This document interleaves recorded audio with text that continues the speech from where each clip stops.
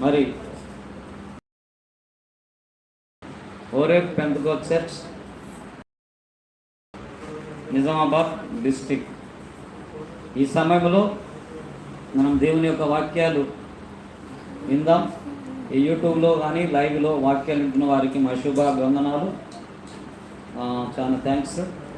మరి కొన్ని వాక్యాలు దేవుని మనం వింటూ ముందుకు వెళ్దాం.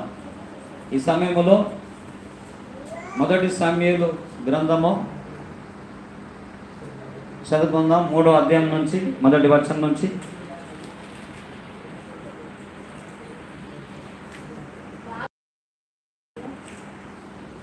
బాలుడైన సమూయేలు ఏలీ ఎదుట యెహోవాకు పరిచర్య చేయుచుండెను. ఆ దినములలో యెహోవా వాక్కు